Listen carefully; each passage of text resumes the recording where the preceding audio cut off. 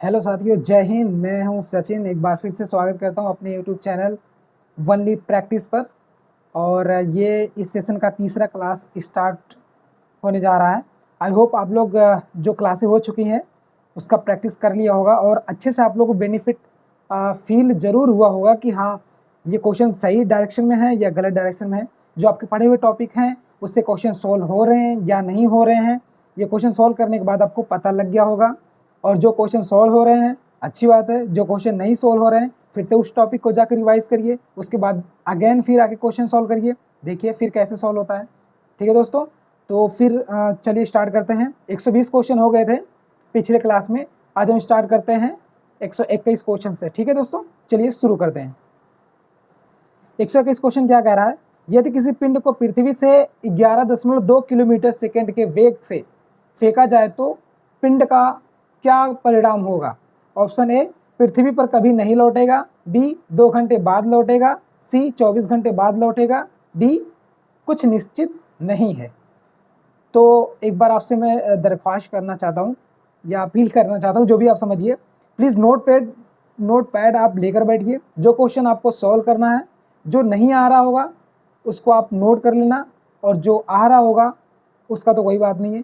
But इतना, और एक बात और, हाँ, मेरे क्वेश्चन गेस लगाने से पहले आप लोग पहले अपने माइंड में जरूर गेस करिएगा कि हाँ, क्वेश्चन मैं जो मेरे सामने क्वेश्चन है वो मैं सही कर पा रहा हूँ या नहीं कर पा रहा हूँ, ये जरूर नोट करना। और कितने क्वेश्चन सही हो रहे हैं कितने गलत हो रहे हैं ये क्वेश्चन कमेंट बॉक्स में ज़रूर बताना। ठीक है दोस्तों, तो इसका ऑप्शन क्या हो जाएगा, इसका ऑप्शन नंबर हो जाएगा ए हो जाएगा। जब पृथ्वी से 11.2 किलोमीटर सेकेंड के वेग से कोई चीज़ अगर फेंका जाता है तो वो क्या होता है, जब ये जो क्रॉस कर जाता है, जो 11.2 किलोमीटर है, अगर ये क्रॉस कर जाता है तो ये चीज़ वापस दोबारा कभी नहीं लौटती है। ठीक है, पृथ्वी पर ये ऊपर ही रह जाती है। चलिए सेकंड क्वेश्चन क्या कह रहा है, 122वां। जब एक पत्थर को चांद की सतह से पृथ्वी पर लाया जाता है तो उसका परिणाम क्या होता है।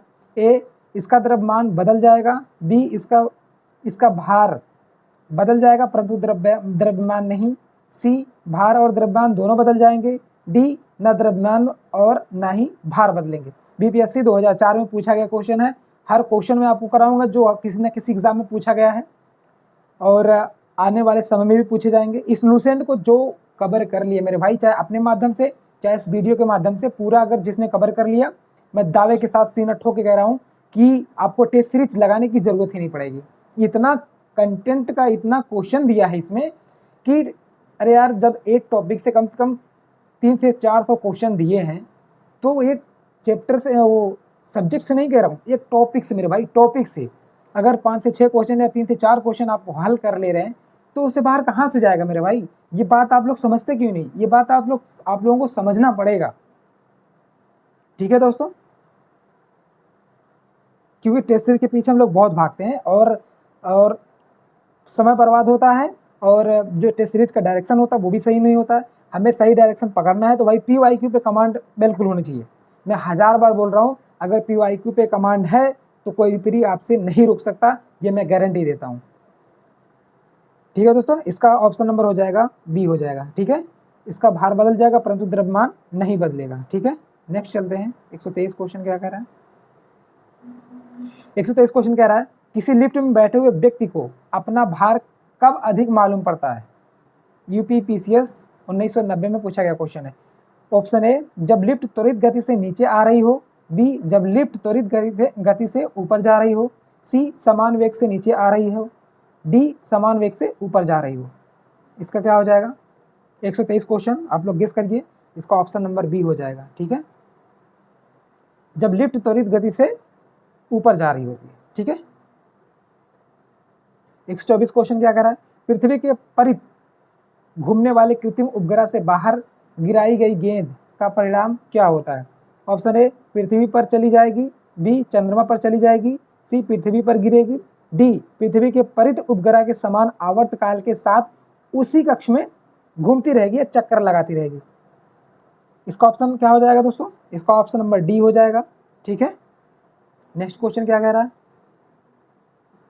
आप लोग मेरे लगाने से पहले आप लोग गेस करिएगा जरूर दोस्तों। RRB में पूछा गया 2004 का क्वेश्चन है। क्या कह रहा है 125 क्वेश्चन, एक लिफ्ट में किसी व्यक्ति का प्रत्यक्ष भार वास्तविक भार से कम होता है जब लिफ्ट जा रही हो, यानी ऊपर जा रही हो या नीचे जा रही हो, भार क्या होगा, कम होगा।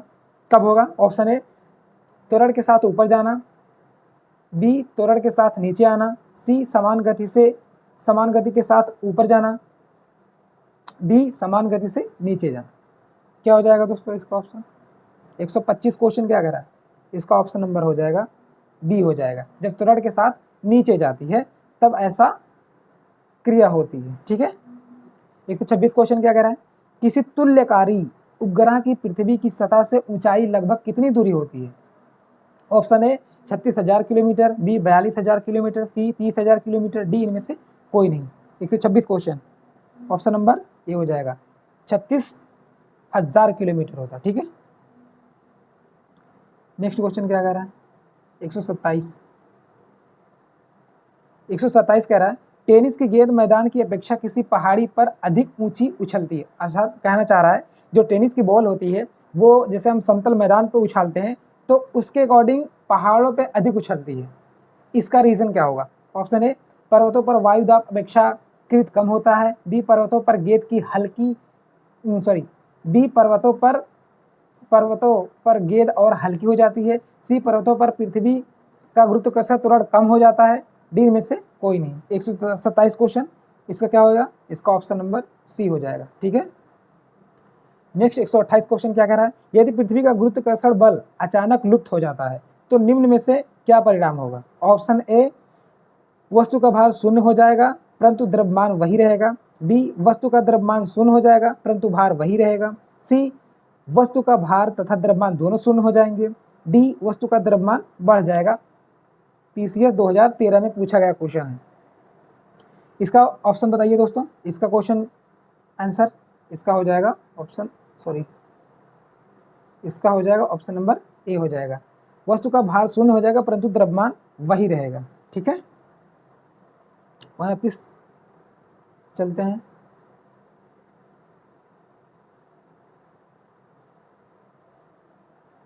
पृथ्वी के गुरुत्वाकर्षण का कितना भाग चंद्रमा के गुरुत्वाकर्षण के सबसे नजदीक है? 129 क्वेश्चन का जवाब दीजिए। इसका ऑप्शन नंबर हो जाएगा सी हो जाएगा। आई थिंक ये क्वेश्चन सबको पता होना चाहिए। कई बार हम लोगों ने इस क्वेश्चन से गो थ्रू हुए होंगे। आरआरबी 2005 में पूछा गया क्वेश्चन है। चलते नेक्स्ट क्वेश्चन 130 लोलक की आवर्तकाल परिणाम क्या होता है? ए द्रव्यमान के ऊपर निर्भर करता है, बी लंबाई के ऊपर निर्भर करता है, सी तापक्रम के ऊपर निर्भर करता है, डी समय के ऊपर निर्भर करता है। बीपीएससी 2005 में पूछा गया क्वेश्चन है। तो आप लोग जवाब दीजिएगा। क्या हो जाएगा ऑप्शन नंबर? इसका ऑप्शन नंबर हो जाएगा बी हो जाएगा, लंबाई के ऊपर निर्भर करता है। ठीक है। नेक्स्ट क्वेश्चन क्या कह रहा है आइए देखते हैं। 131 क्वेश्चन लोलक घड़ियां गर्मियों में क्यों सुस्त हो जाती हैं? जो लोलक घड़ियां होती हैं वो गर्मियों में सुस्त क्यों हो जाती हैं? उसका परिणाम क्या होता है? क्यों ऐसा होता है? ऑप्शन ए गर्मियों के दिन लंबे होने के कारण, बी कुंडली में घर्षण के कारण, सी लोलक की लंबाई बढ़ जाती है जिससे इकाई दोलन में लगा हुआ समय बढ़ जाता है, डी गर्मी में लोलक का भार बढ़ जाता है। पीसीएस 2012-1994 यानी 2 बार क्वेश्चन पूछा गया, इसलिए ये इंपॉर्टेंट क्वेश्चन है। ठीक है दोस्तों। इसका ऑप्शन बताइए क्या होगा? इसका हो जाएगा इसका ऑप्शन नंबर सी हो जाएगा। 132 क्वेश्चन क्या कर रहा है, किसी सरल लोलक की लंबाई 4% बढ़ा दी जाए तो उसका आवर्तकाल क्या होगा? 2004 आरआरबी 2004 में पूछा गया क्वेश्चन है। ठीक है। क्वेश्चन एक बार फिर से सुनिए आप लोग क्या कह रहा है, किसी सरल लोलक की लंबाई 4% बढ़ा दी जाए तो उसका आवर्तकाल क्या होगा? ऑप्शन ए 8% बढ़ जाएगा, बी 2% बढ़ जाएगा, सी 4% बढ़ जाएगा, डी में से कोई नहीं। 132 क्वेश्चन का जवाब आपके सामने, इसका ऑप्शन नंबर हो जाएगा बी हो जाएगा। ठीक है। नेक्स्ट चलते हैं। यदि लोलक की लंबाई 4 गुनी कर दी जाए तो लोलक के झूलने का समय क्या होगा? घटेगा या दुगना होगा या 1/4 हो जाता है या 4 गुना हो जाता है? ये भी पूछा गया क्वेश्चन है आरआरबी 2003 में। ठीक है। क्या होगा दोस्तों? इसका आंसर क्या होगा? इसका आंसर हो जाएगा उसका दुगना हो जाएगा। ठीक है। नेक्स्ट 134 क्वेश्चन क्या कह रहा है? पेंडुलम को चंद्रमा पर ले जाने पर उसकी समय विधि क्या होगी? पेंडुलम को चंद्रमा पर ले जाने पर उसकी समय विधि क्या होगी? ऑप्शन ए उतनी ही रहेगी, बी घटेगी, सी शून्य हो जाएगी, डी बढ़ेगी। एसएससी 2011 में इस बुक की खासियत यही है कि हर एग्जाम को टच किया है। मैं इसलिए सबसे अच्छा मानता हूँ। इसमें यूपीपीसीएस, एसएससी, आरआरबी, बीपीएससी और UPP and CDS, IAS, PCS, मतलब ऐसा कोई एग्जाम नहीं बचा है जो ए बुक उस एग्जाम को टच ना की हो। मगर कोई इसको ढंग से सॉल्व ही नहीं करता मेरे भाई, लूसेंट समझ के इसको हल्के में ले लेता है और इसे छोड़ देता है, और वहीं से उसका प्रैक्टिस का जो सिलसिला होता है ना, वो वहीं से ख़त्म हो जाता है। वो थ्योरी ही पढ़ के रह जाता है और सवाल जब लगाने जाता है वो एग्ज़ाम हॉल में, वो उनके माइंड में कहीं ना कहीं कन्फ्यूजन बना रहता है कि ये होगा या बी होगा, सी होगा या डी होगा। भाई मैं यकीन के साथ कह रहा हूँ, ये कन्फ्यूजन तब दूर होगी जब थ्योरी के साथ आपकी प्रैक्टिस होगी।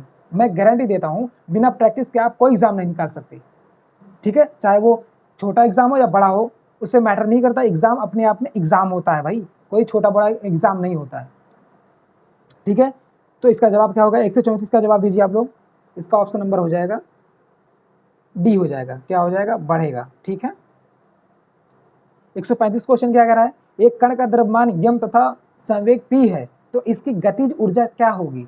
आरआरबी 2009 में पूछा गया ये भी क्वेश्चन है। ठीक है, ऑप्शन ए यम पी होगा, बी पी स्क्वायर यम होगा, सी पी स्क्वायर अपान यम होगा, D P square upon 2m होगा। 135 का क्वेश्चन, 135 क्वेश्चन इसका आंसर हो जाएगा ऑप्शन नंबर डी हो जाएगा। ठीक है, नेक्स्ट चलते हैं। 136 क्वेश्चन क्या कह रहा है? हुक का सिद्धांत निम्नलिखित में से किससे संबंधित है? जो हुक ने सिद्धांत दिया है इन ऑप्शन में से किससे संबंधित है? ऑप्शन ए द्रव्य दाब का, बी प्रत्यस्थता का, डी सी रेडियोधर्मिता का, डी इनमें से कोई नहीं। 136 का जवाब इसका ऑप्शन नंबर हो जाएगा बी प्रत्यस्थता। ठीक है, आई होप आप लोगों को मजा आ रही होगी। अगर आपने अच्छे से पढ़ा है तो क्वेश्चन पक्का आपसे सॉल्व होंगे। जब अब इंसान कभी पढ़ा ही नहीं तो क्वेश्चन कैसे हैंडल करेगा भाई? क्वेश्चन हैंडल करने से पहले उसको पढ़ना जरूरी है, चाहे कोई भी इंसान हो। जब तक थ्योरी आप पढ़े नहीं रहेंगे तो ये क्वेश्चन आपसे हल नहीं होगा। जब एक बार थ्योरी को टच किए रहेंगे ना भाई, तब ये क्वेश्चन आपके लिए हलवा लगेगा। इसलिए प्रैक्टिस बहुत ज़रूरी है थ्योरी के साथ। ठीक है, नेक्स्ट क्वेश्चन क्या कह रहा है? 137 तेल की एक छोटी बूंद पानी पर फैल जाती है, क्यों? जब तेल हम लोग गिराते हैं पानी पर तो आप लोगों को देखने को मिलता है कि जो पानी की बूंदें होती है वो फैल जाती हैं। ठीक है, ऑप्शन ए तेल की श्यानता अधिक होती है इसके कारण फैलती है, या बी जल की श्यानता अधिक होती है, सी तेल का पृष्ठ तनाव अधिक होता है, डी जल का पृष्ठ तनाव अधिक होता है। एसएससी 2014 में पूछा गया क्वेश्चन है, अभी लेटेस्ट क्वेश्चन है। ठीक है, इसका ऑप्शन नंबर क्या हो जाएगा? आप लोग जवाब दीजिए। आई थिंक ये सबको पता होगा। इसका ऑप्शन नंबर हो जाएगा सी हो जाएगा। क्या हो जाएगा दोस्तों? इसका ऑप्शन नंबर सी हो जाएगा। नेक्स्ट चलते हैं। 138 क्या कह रहा है? 138 कह रहा है कि साबुन के द्वारा सतहों को साफ करने का सिद्धांत आधारित है। जो साबुन के द्वारा सतहों का साफ करने का सिद्धांत है वो किसने दिया है? वो किस पर आधारित है? ठीक है, एनडीए भाई, एनडीए अपने लेवल में बहुत बड़ा लेवल है। 2013-2019 में पूछा गया क्वेश्चन है, हल्के में कैसे ले सकते हैं आप इसको? ऑप्शन ए श्यानता पर, बी प्लवन पर, सी प्रत्यस्थता पर, डी पृष्ठ तनाव पर। एक बार फिर से क्वेश्चन सुनिए आप लोग। 138 क्वेश्चन, साबुन के द्वारा सतहों को साफ करने का सिद्धांत किस पर आधारित है? ठीक है, आप लोग जवाब दीजिए 138 का। 138 का जवाब दीजिए आप लोग। इसका ऑप्शन नंबर हो जाएगा डी हो जाएगा, पृष्ठ तनाव पर। ठीक है, 139 क्वेश्चन क्या कह रहा है? वर्षा की बूंद का आकार गोलाकार किस कारण से हो जाता है? आई थिंक ये क्वेश्चन आप लोग को सॉल्व करना होगा बिना मेरे गेस लगाने से पहले ही, और सही भी होना चाहिए क्योंकि ये क्वेश्चन बहुत इजी क्वेश्चन है। आपके अगर आपने पढ़ा होगा तो ये आपके लिए कोई भी क्वेश्चन हो यार, अगर आपने अच्छे से पढ़ा है तो आपको इजी लगेगा। अगर आप वो क्वेश्चन से गो थ्रू नहीं है तो डेफिनेटली वो कितना भी ईजी रहेगा आपके लिए कठिन ही रहेगा। ठीक है, इसका ऑप्शन नंबर हो जाएगा बी हो। ठीक है, पृष्ठ तनाव के कारण। ठीक है, 140 क्वेश्चन क्या कह रहा है? एक द्रव बूंद गोली आकार धारण कर लेती है, एक द्रव बूंद गोलीय आकार धारण कर लेती है, क्या होता है उसका रीजन, क्यों ऐसा होता है? ऑप्शन ए पृष्ठ तनाव के कारण, बी सायनता के कारण, सी ऊर्ध्वमुखी प्रणोद के कारण, डी गुरुत्वाकर्षण के कारण। एसएससी 2014 में पूछा गया क्वेश्चन है मेरे भाई। इसका क्या हो जाएगा? 140 का जवाब दीजिए। इसका हो जाएगा ऑप्शन नंबर ए हो जाएगा, पृष्ठ तनाव के कारण। ठीक है। 141 क्वेश्चन क्या कह रहा है?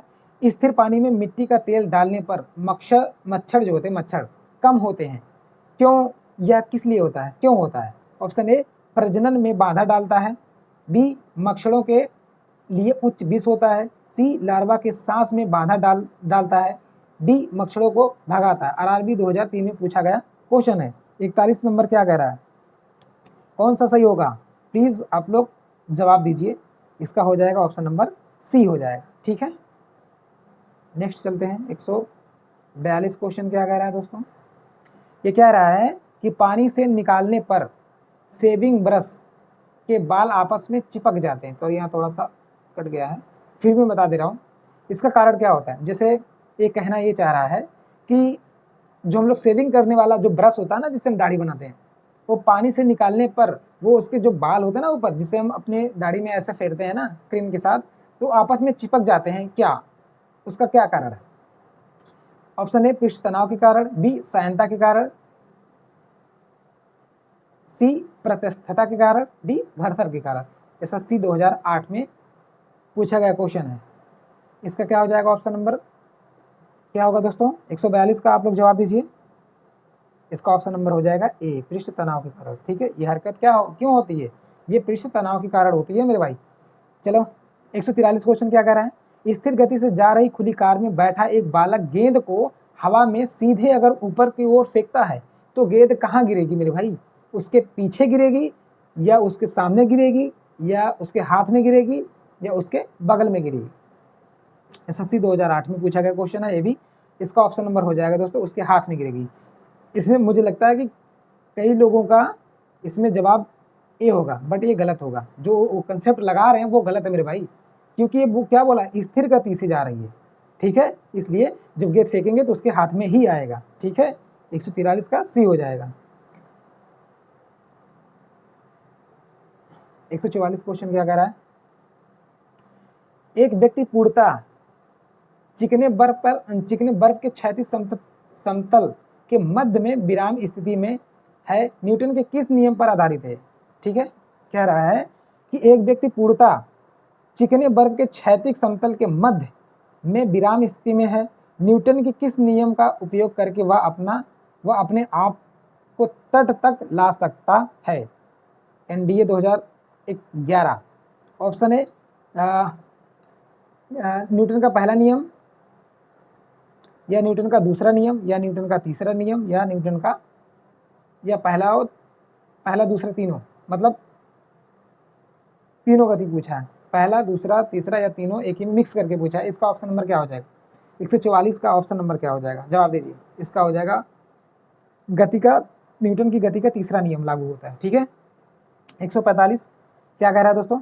कपूर के छोटे छोटे टुकड़े जल की सतह पर क्यों नाचते रहते हैं? आप देखे होंगे कि जब कपूर हम जल में जलाकर प्रवाह करते हैं, वो ऐसे नाचता रहता है। कभी आप लोग गौर करिएगा।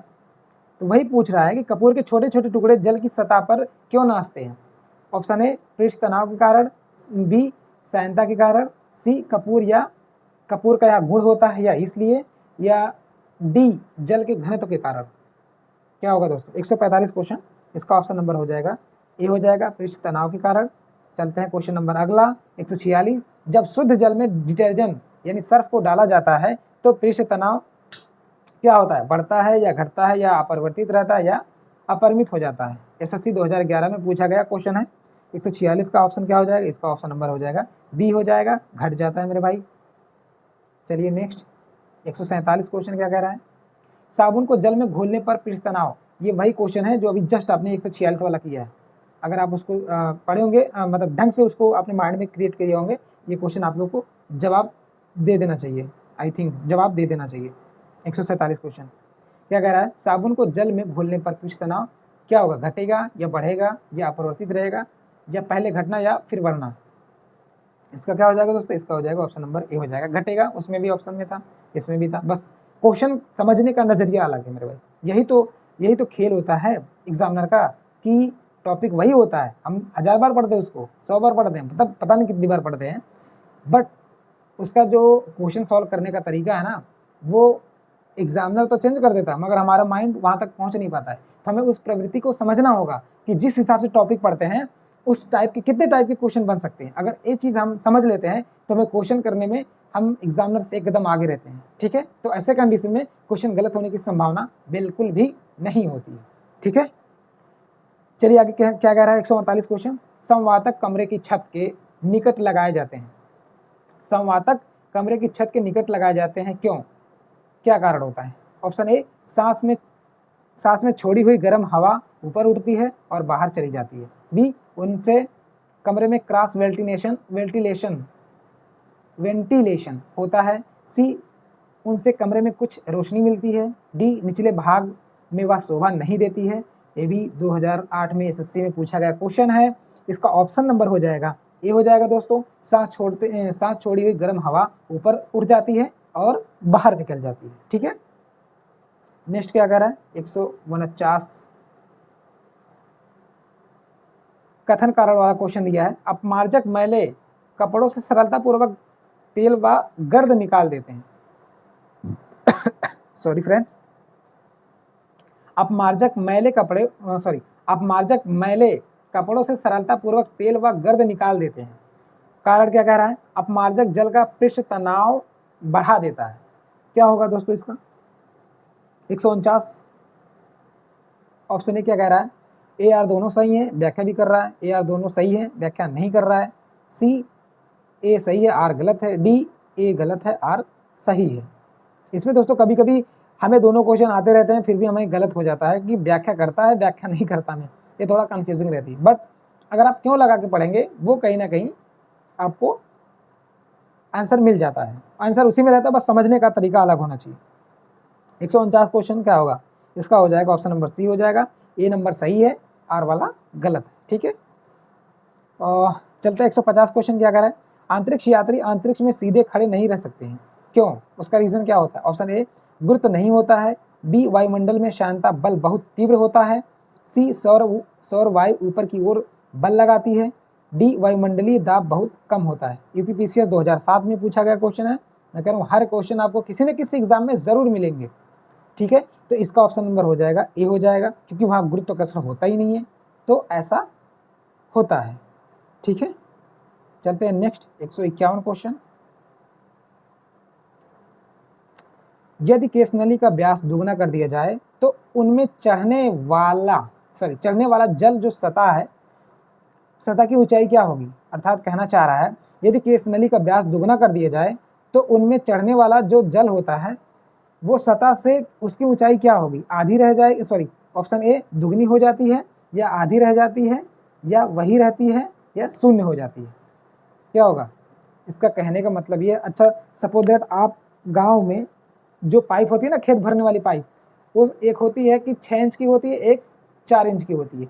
जब उसमें देखेंगे, जब ट्यूबवेल या मोटर से जब पानी चलाया जाता है तो 4 इंची जो होता है पाइप, उसमें जब पानी जाता है तो पूरा फुल होके जाता है। और आप कभी गौर करना, प्लीज़ एक बार गौर करना, हमारे सामने ऐसी बहुत चीज़ें एक्टिविटी होती हैं बट उसका हमें कोई पता नहीं चलता, और ना ही उस पर कोई रिसर्च करते हैं। वो हमें करना चाहिए, हमारे जो जीवन में एक्टिविटी हो रही उसका हमें जानकारी होना चाहिए। तो मैं क्या कह रहा था, जो 4 इंच की पाइप होती है उसमें जब मोटर या ट्यूबवेल से पानी जाता है तो वो पूरा भर के जाता है, ठीक है। तो वही क्या कर रहा है, केस नली का व्यास समझ लो, हम एग्जाम्पल के तौर पर बता रहे हैं। और जब 6 इंची की हम पाइप ले जाते हैं तो आप उसमें कभी ध्यान से देखिएगा, जो ट्यूबवेल या मोटर का पानी जो जाता है वो पूरे पाइप में भर के नहीं जाता मेरे भाई, वो आधा ही जाता है। जैसे मान लीजिए ये पाइप हो गई, ठीक है, तो अगर ये 4 इंची पाइप होगी, ये पूरा पानी भर के जाता है, ठीक है।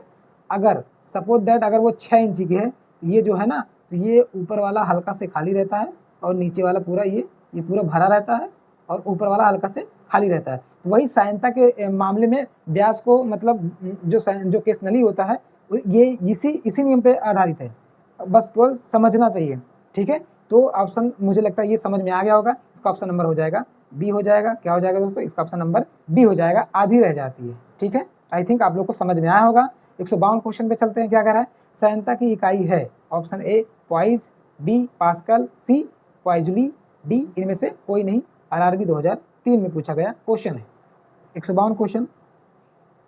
ऑप्शन नंबर क्या हो जाएगा? इसका ऑप्शन नंबर हो जाएगा ए हो जाएगा पॉइज। ठीक है। 153 क्वेश्चन क्या कह रहा है? जब दो भिन्न भिन्न व्यास के केस नलियों को किसी द्रव में ऊर्ध्वाधर डुबोने पर चढ़े द्रव की ऊंचाई क्या होती? ऑप्शन ए दोनों केस नलियों में बराबर होगी, बी अधिक व्यास वाली केस नली में अधिक होगी, सी कम व्यास वाली केस नली में अधिक होगी, डी जल के द्रव्यमान पर निर्भर करता है। 153 क्वेश्चन का आप लोग जवाब दीजिए। आई होप, आशा करता हूँ कि आप लोग के सभी क्वेश्चन सही हो रहे होंगे, कुछ ही क्वेश्चन गलत हो रहे हैं, बट अगर जो क्वेश्चन गलत हो रहे हैं उसको एक बार फिर से जाके थ्योरी में रिवाइज करिए, फिर उसके बाद वापस पुनः इस पर आइएगा, वो क्वेश्चन सही होने लगेंगे। क्योंकि थ्योरी पढ़ने के बाद हमें प्रैक्टिस करना बहुत ज़रूरी है, बहुत नेसेसरी है भाई। बिना प्रैक्टिस के पॉसिबल नहीं है कि आप उस चीज़ को माइंड, यार इतनी सारी बुक्स हैं, हम कैसे अपने माइंड में कैच कर पाते हैं? इसलिए क्योंकि हमने उसको प्रैक्टिस कर रखी होती है। वो क्वेश्चन फॉर्म में जो होता है, जो गलत होता है, वो दोबारा गलत नहीं होता है। इसलिए थ्योरी पढ़ने के बाद क्वेश्चन करना बहुत ज़रूरी है। इसका क्या हो जाएगा? 153 का इसका क्या ऑप्शन बताइए आप लोग? इसका हो जाएगा ऑप्शन नंबर सी हो जाएगा, कम व्यास वाली केस नली में अधिक होगा। ठीक है। 154 क्वेश्चन क्या कह रहा है? लैंप की बत्ती, जो लैंप होता है, लैंप की बत्ती में तेल किसके कारण ऊपर, जो हम लोग जो होता है ना पुराने, थोड़ा सा पीछे अगर पिछले वर्ष जाए तो जो हम लोग गांव में डेबरी बोलते थे ना, जो कांच का बोतल होता था, उसमें हम लोग फीता लगा करके डेबरी जलाते थे। एक वो होता था, एक लैंप होता था जो ना कांच का लैंप होता, ऊपर से खुला रहता था। बाकी अब चीज़ें तो सब परिवर्तन हो गया, बट हम कभी भूल नहीं सकते, वो चीज़ें हमारी अतीत हैं, अतीत को भूलना नहीं चाहिए। किसी का अच्छा अतीत बीतता है, किसी का बुरा बीतता है, तो जो भी होता है हमें अतीत को भूलना नहीं चाहिए। तो वही एग्जाम्पल दिया है। प्रश्न क्या पूछ रहा है? लैंप की बत्ती जो होती है उसमें तेल जो ऊपर, लैंप या जो डेबरी बोलते हैं, वो क्यों जलती है? क्योंकि वो जो फीता लगा होता है ना, बोतल में फीता लगा होता है, उसमें तेल जो होता है वो ऊपर की तरफ रन करता है। तो वही कारण पूछ रहा है। क्या कारण पूछ रहा है? ऑप्शन ए तेल में कार्बोक्सिलीन समूह, बी कोशिकी घटना, सी तेल की कम सयनता, डी दाब अंतर। एसएससी 2013 में पूछा गया क्वेश्चन है। 154 का जवाब दीजिए। इसका हो जाएगा ऑप्शन नंबर बी हो जाएगा, कोशिकी घटना होती है तब ये जो तेल होता है ऊपर चढ़ता है। ठीक है। 155 क्या कह रहा है? 155 क्या कह रहा है? पानी में लोहे की सुई डूब जाती है लेकिन जहाज तैरता रहता है, यह किस सिद्धांत पर आधारित है? दोस्तों आप लोग देखे होंगे कि जो सुई होती है उसको डुबोते हैं पानी में, जो लोहे की सुई होती है वो डूब जाती है, बट इतना बड़ा जो जहाज होता है वो पानी में क्यों नहीं डूबता? वही पूछ रहा हमसे। तो ऑप्शन ये सिद्धांत किसने दिया है? ऑप्शन ए पास्कल का सिद्धांत है या आर्किमिडीज का सिद्धांत, सी केपलर का सिद्धांत, डी गुरुत्वाकर्षण का सिद्धांत। आई थिंक आप लोग इसका जवाब दे दिए होंगे। 155 का ऑप्शन नंबर बी बहुत फेमस ही है, आर्किमिडीज जी। इनका सिद्धांत काफ़ी चीज़ों पे लागू होता है जो हमें याद करने में सहायक होता है। आर्किमिडीज ये होता है जो जहाज तैरता है, उसका सिद्धांत इन्होंने ही दिया है।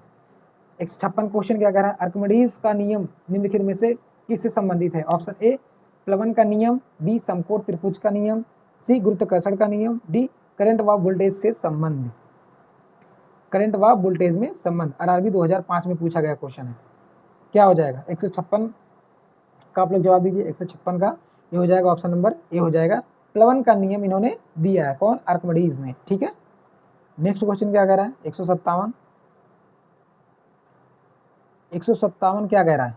जब कोई वस्तु किसी द्रव में पूर्णतः या आंशिक रूप से डुबोई जाती है तो उसके भार में कुछ कमी प्रतीत होती है तथा उसके भार में आभासी कमी उस वस्तु द्वारा हटाए गए द्रव के भार के बराबर होती है। यह सिद्धांत किसका है? 157 सिद्धांत किसका है?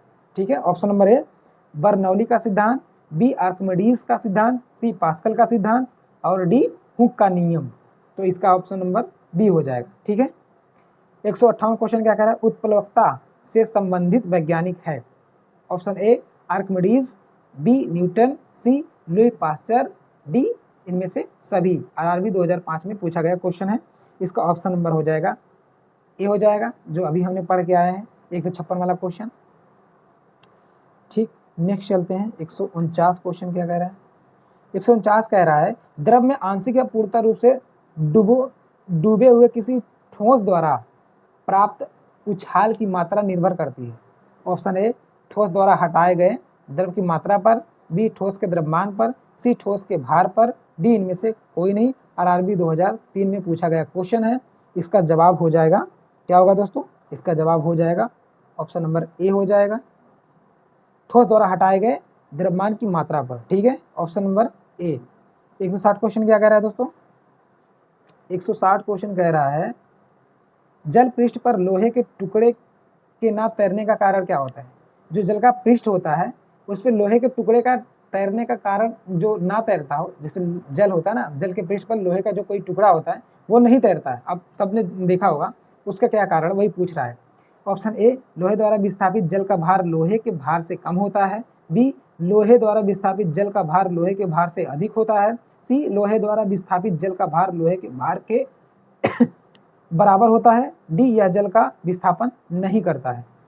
क्या होगा, ऑप्शन नंबर ए हो जाएगा इसका। ठीक है, लोहे द्वारा विस्थापित जल का भार लोहे के भार से कम होता है, इसलिए नहीं तैरता है। ठीक है, नेक्स्ट क्वेश्चन 161 क्वेश्चन क्या कर रहा है, कोई भी नाव डूब जाएगी यदि वह पानी हटाती है अपने। ऑप्शन ए आयतन के बराबर, बी भार के बराबर, सी पृष्ठ भाग के बराबर, टी घनत्व के बराबर।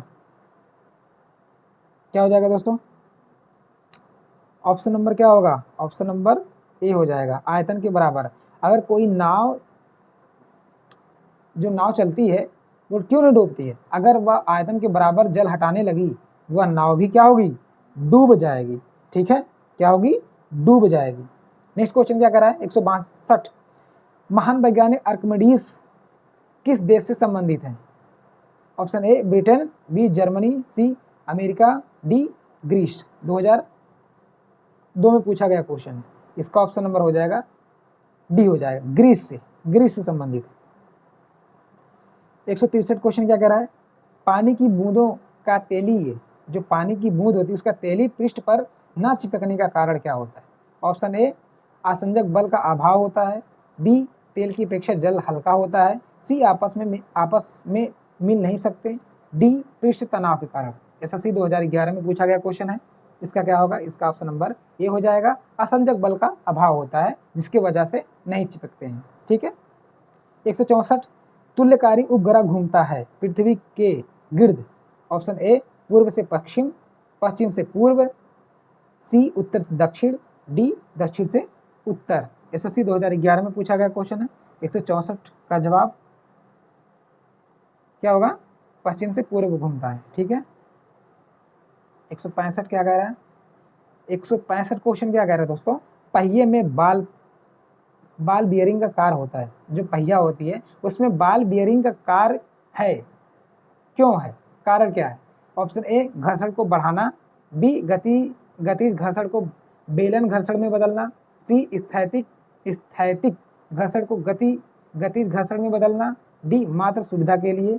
एसएससी 2011 में पूछा गया क्वेश्चन है, इसका क्या हो जाएगा 165, ऑप्शन नंबर सी हो जाएगा। ठीक है, स्थैतिक घर्षण को गति घर्षण में बदलना। ठीक है, 166 क्वेश्चन क्या कर रहा है, जेट इंजन और रॉकेट के बारे में निम्नलिखित कथनों पर विचार कीजिए। ऑप्शन ए जेट इंजन अपनी ऑक्सीजन पूर्ति के लिए परिवेश की वायु का प्रयोग करता है, अतः यह अंतरिक्ष में गति के लिए अनुपयुक्त होता है। ऑप्शन बी रॉकेट अपने ऑक्सीजन पूर्ति को गैस के रूप में और ईंधन में वहन करता है। निम्न दिए गए कथनों में से कौन सा सही है। ऑप्शन ए केवल एक, बी केवल दो, सी एक और दो दोनों, डी ना तो एक ना तो दोनों। यूपीपीसीएस और यूपीएससी 2009, यूपीएससी 2008 में पूछा गया क्वेश्चन है। क्या होगा दोस्तों, इसमें आप लोग गौर कर रहे होंगे कि आईएएस 2008 में पूछा गया क्वेश्चन है, यूपीपीसी 2009 में, अर्थात हम यह कह सकते हैं जो यूपीएससी का जो वन लाइनर होता है, यूपीएससी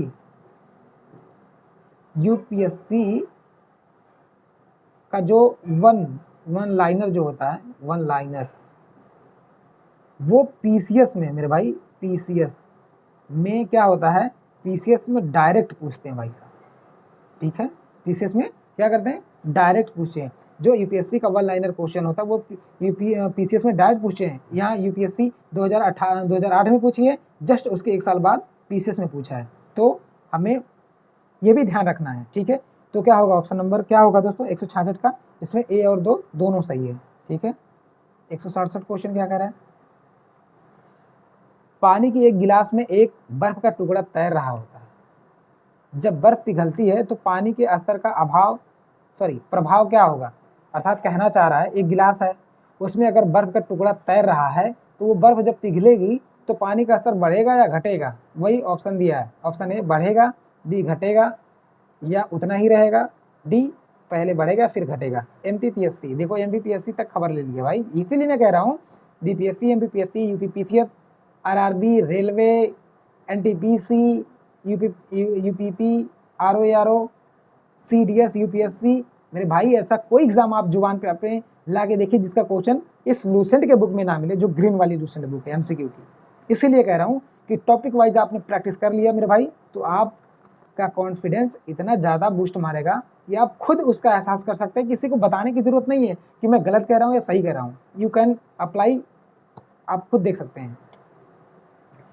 तो क्या होगा दोस्तों, इसका ऑप्शन नंबर हो जाएगा उतना ही रहेगा। अर्थात ये कहना ये चाह रहा है कि जैसे कोई गिलास हो गया, मान लीजिए कोई गिलास है, अगर हम इसमें हम बर्फ डालते हैं, बर्फ इतना आती है, ठीक है, तो मेरे भाई जो बर्फ होगी तभी तो बर्फ का जो आयतन होगा तभी तो भी ये क्या कर रहा है, इतना जगह ले रहा है। अगर वो पानी बनेगा मेरे भाई तभी तो वो इसका आयतन ही इतना रहेगा। तो ये कैसे हो सकता है कि बर्फ पिघलेगी क्योंकि बढ़ जाएगा, ऐसा तो नहीं हो सकता। इसलिए क्या होगा, इसलिए उतना ही रहेगा, उसमें कोई परिवर्तन नहीं होगा, ठीक है। ये आप लोग ध्यान दीजिएगा, ये बहुत कंफ्यूजिंग करता है। नेक्स्ट क्वेश्चन क्या कह रहा है, 168, एक ऊंची इमारत से एक गेंद 9.8 मीटर प्रति सेकंड के एक समान त्वरण के साथ गिराई जाती है। 3 सेकंड के बाद उसका वेग क्या होगा। यूपीएससी 1998 में पूछा गया क्वेश्चन है। 168 क्वेश्चन का जवाब दीजिए आप लोग, क्या होगा। इसका ऑप्शन नंबर सी हो जाएगा, ठीक है, 29.4 मीटर सेकेंड, ठीक। 169 क्या कह रहा है, एक वस्तु का द्रव्यमान 100 किलोग्राम है, गुरुत्व जनित जीई बराबर 10 ms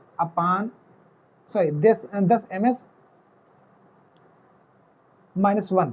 अगर चंद्रमा पर गुरुत्व जनित त्वरण g/6 है तो चंद्रमा में वस्तु का द्रव्यमान होगा। Option A 100.6 kilogram, B 60 kilogram, C 100 kilogram, D 600 kilogram.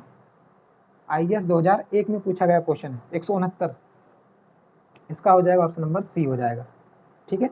170 question क्या कर रहा है, पावर शक्ति का एसआई मात्रक वाट किसके समतुल्य है। अर्थात कह रहा है कि जो वाट है उसका एसआई मात्रक किसके समतुल्य है। Option A kilogram metre second minus square, D kilogram metre minus square second minus square, C kilogram metre square से -3 स्क्वायर, डी इनमें से कोई नहीं। आरआरबी 2009 में पूछा गया क्वेश्चन है। एक बार फिर से क्वेश्चन सुनिए, पावर शक्ति का एसआई मात्रक वाट किसके समतुल्य होता है। Option A kilogram metre second minus square, B kilogram metre minus 2 square से -2, सी किलोग्राम मीटर स्क्वायर से -3 स्क्वायर, डी इनमें से कोई नहीं। आरआरबी 2009 में पूछा गया क्वेश्चन है। इसका क्या हो जाएगा, 170 का आप लोग जवाब दीजिए। इसका ऑप्शन नंबर हो जाएगा सी हो जाएगा, किलोग्राम मीटर स्क्वायर से -3 मीटर -3 स्क्वायर। नेक्स्ट चलते हैं,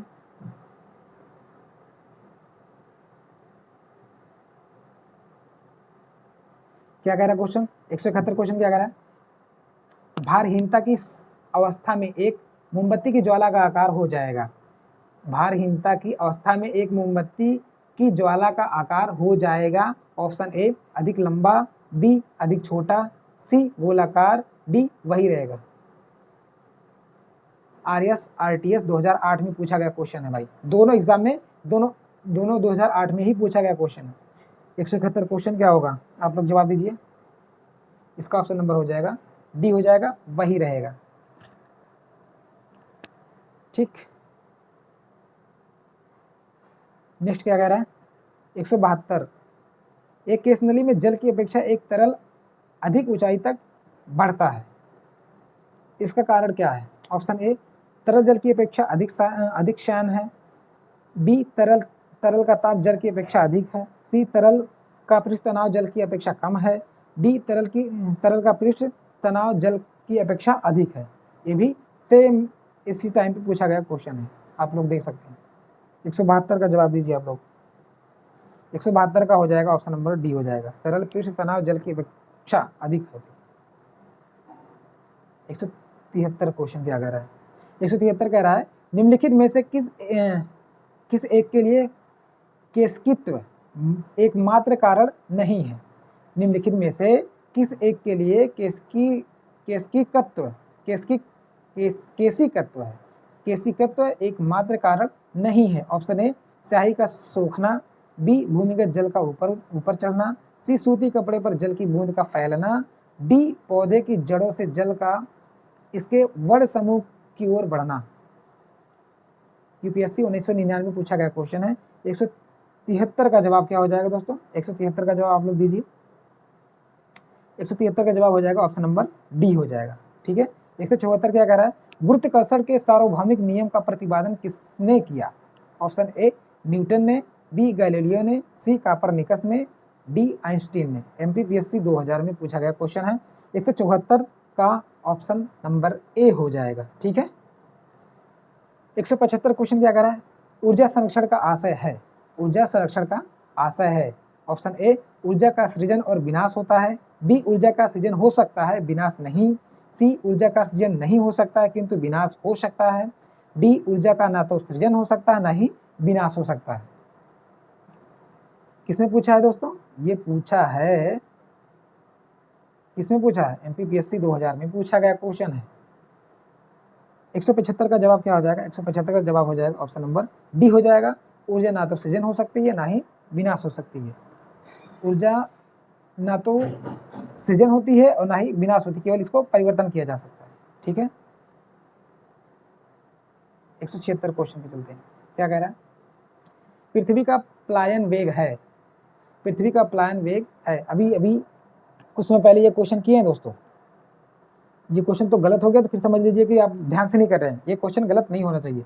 पृथ्वी का प्लायन वेग है, option A, 15 kilometre second, B, 21.1 kilometre second, C, 7 kilometre second, D, 11.2 kilometre second. इसका ऑप्शन नंबर हो जाएगा डी हो जाएगा। 11.2 किलोमीटर के बाद अगर हम कोई चीज़ फेंकते हैं, अगर इसके ऊपर चली जाती है तो वो दोबारा पृथ्वी पर वापस नहीं आती है।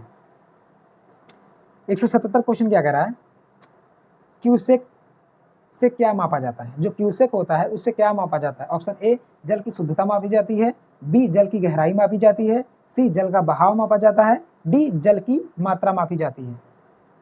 उत्तराखंड पीसीएस 2008 में पूछा गया क्वेश्चन है।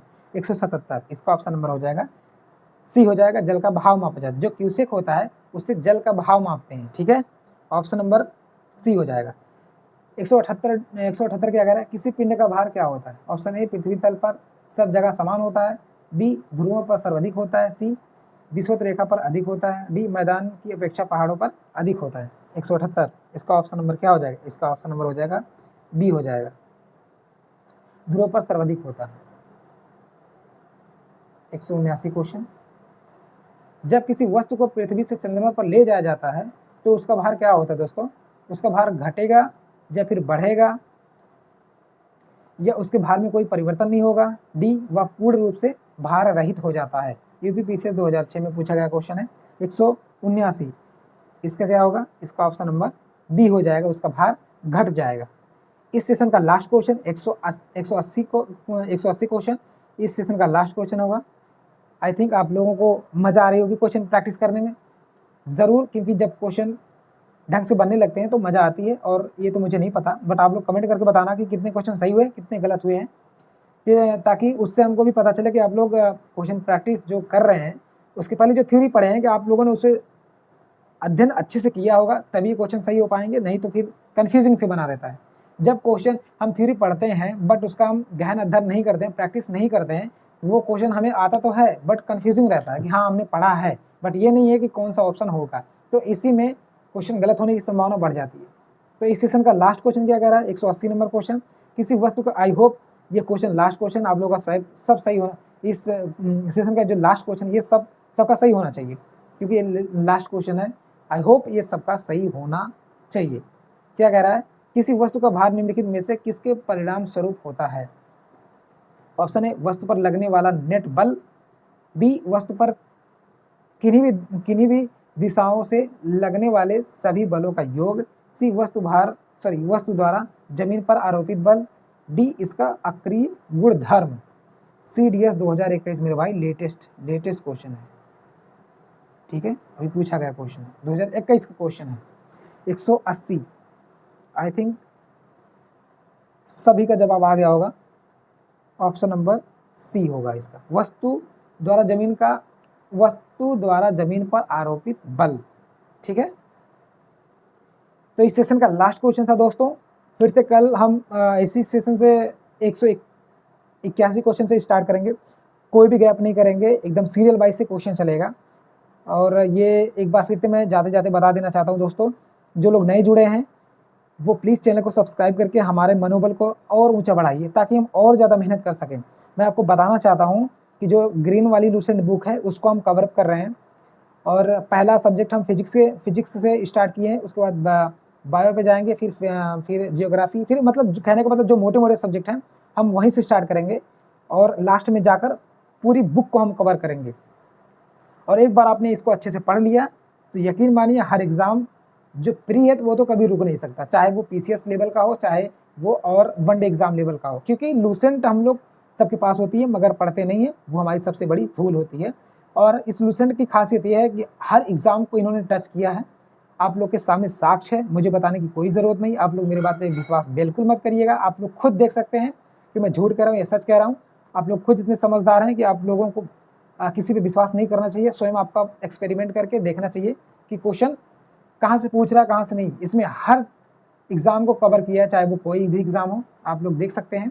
और प्लीज़ आप लोगों से हाथ जोड़ के गुजारिश है कि थ्योरी पढ़ने के बाद आप लोग प्रैक्टिस जरूर करें, और मेरी सलाह ये रहेगी कि आप टेस्ट सीरीज की जगह आप लोग PYQ पे ज़्यादा फोकस करिए।